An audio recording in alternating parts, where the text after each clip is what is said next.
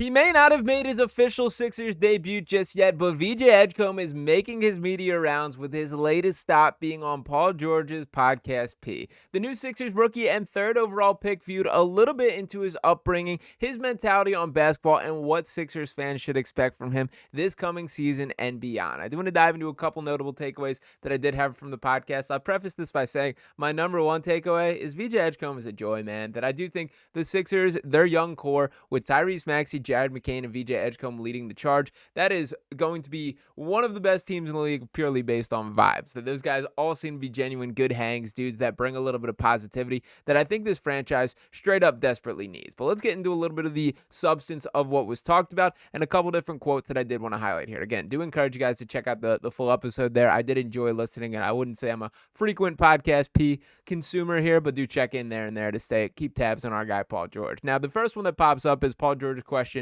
We know who we are taking. VJ's our guy. Great kid, works hard. You got the resume. The footage backs up everything. And at this point of the podcast, they're sort of talking about the pre-draft process when he knew he was going to be selected by the Sixers. They did directly recognize the Ace Bailey situation, which I did appreciate, as that was a huge part of the context here. But VJ himself said, I didn't know till 15 seconds before they called my name, I'm really going to Philly now. And he talked about that his agent sort of gave him a look and gave him a nod, and it was like, wow, this is really happening. And VJ, to his credit, I love the mentality when speaking about the whole pre-draft process, is he was like, I would have worked out for everyone. That I wanted to work out for the Mavericks. I want to work out for as many teams as would give me the opportunity and see how high I can climb. And frankly, I think that's a far healthier approach to I'll take whatever team believes in me and carve my role out there, in contrast to how Ace Bailey went down in Philadelphia. Now, speaking of that workout, there was a lot made about the nervousness that he allegedly displayed. And VJ himself sort of shot this down, that he was like, I felt like I had a good workout, that it really shocked me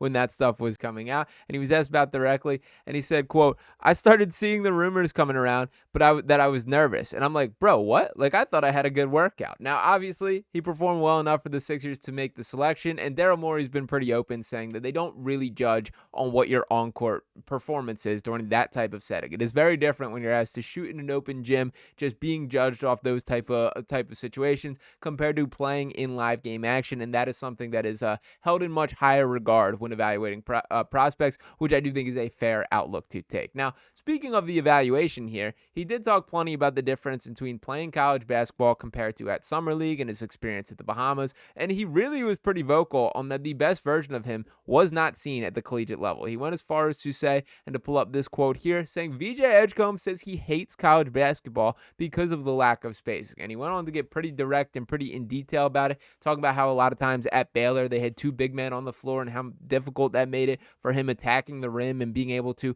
attack, get to the basket, and all those type of factors, as well as, of course, not being as stringent 5-second violations where you can kind of campaign and just camp out in the paint to an extent that is not the case at the NBA level there, and just by the effects of not having shooters that command opposing defenses to spread the floor. That's really encouraging me from the stance of he still certainly had his high moments during his time at Baylor where he looked really impressive. And I do think there's something special about the way that he does attack the basket, the way he can hang in the air. I think we're going to be seeing a lot more of that at the NBA level on the Sixers team. Now, there is one particular player that does seem to be itching to get to VJ Edgecombe a bit more than we were expecting. And that is not a guy that I would have guessed, but Benedict Mathurin he brought up. Paul George was asked, is there any guy that you think is particularly itching to match up with you? And Benedict Mathurin apparently said to VJ Edgecombe a while back that when you get to the league, I'm going to bust your ass. And VJ said, damn, where the love at? And I love this story too, because it's just very on brand for Benedict Mathurin, that he is a guy that's going to stir the pot, going to talk his talk, and I love everything about that. I think he mostly backs it up with his play, and I think it brings something to the teams that he's on. He did it at Arizona. He certainly does it for the Indiana Pacers, and VJ is a guy that is going to chirp a lot more than I think I expected here. That was something that also became clear to me throughout the length of this podcast, is this is a guy who's about it, that he was telling some stories of the whole viral video that went down of Cooper Flagg telling VJ, you're not like that, back in high school. That started because VJ said he walked over him, that Cooper was on the ground after what he called was a flop, and he did a little Iverson step over on him. So that's what sort of led to that altercation there. But there was quite a few good jawing stories of guys. And VJ made it clear, like, he kind of took the stance of like, I'm not going to be the first one to say it, but the second somebody chirps me, I'm into that. That fires me up. That gets me rolling. And that's something that I think will be very welcomed here in Philadelphia. And I even reflect on the Summer League game, the line that was brought up there. He talked about how the guy that was guarding him, and I'm forgetting his name for the moment, but I believe it was in the Utah Jazz matchup there, got really physical, got really chippy, and VJ ended up turning. He said he started off, he was just hacking me. I'm telling him, dude, stop hacking me. I got 24 points at this point. It's not like you're doing anything. You're just fouling me. And the guy keeps chirping him back. And then VJ turned and said, you're worried about me? Like, I'm the number 3 overall pick here. Go worry about yourself. You're sorry, and kept going on for a little bit.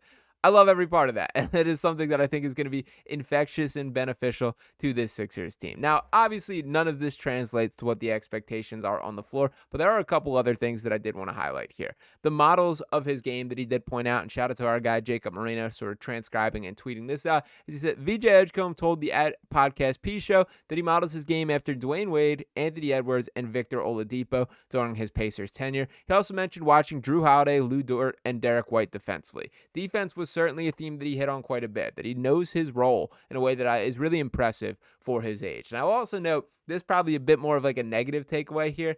It was fascinating to me to really listen to these guys and just feel sort of the generational gap between Paul George and VJ Edgecombe. Now, obviously, that's expected, that Paul George is 35 years old compared to VJ Edgecombe is 19, and those guys directly have 16 years of a gap between them.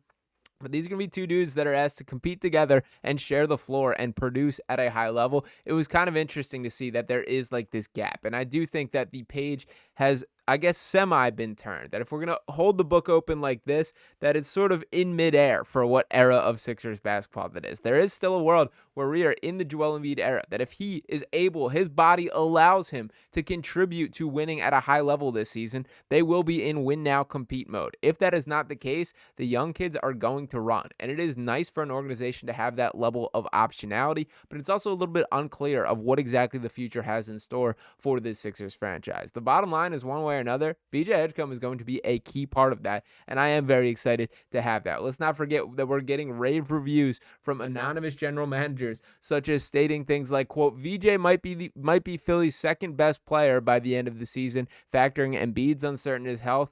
He's that good and will thrive playing in Nick Nurse's system. And I will say, I take this mostly as a critique to Nick Nurse, that I do feel good coaches should be able to adjust their players and adjust their style appropriately to how that roster is fit. It's been pretty clear that the Sixers have not found the Nick Nurse type of guys, not the OG Anunobis, not the Pascal Siakams, not the Chris Bouchers, the guys that are able to get all over the floor, be disruptive in passing lanes, and force a ton of turnovers. When the Raptors teams were at their peak, that was the identity. It feels to me like Nick Nurse has stuck with that type of identity, but not had the personnel to do something about it. VJ Edgecombe is that type of personnel, that his athleticism will pop, his defensive impact will pop from day one, and I'm pretty encouraged. I like hearing the kid talk. I think there's like a genuine good human being in there, which I think once again should be welcome. I think the Sixers are starting to really invest in this culture of like positivity, good energy guys, high-level effort players in a way that will reflect in the long run here. There's still more questions than answers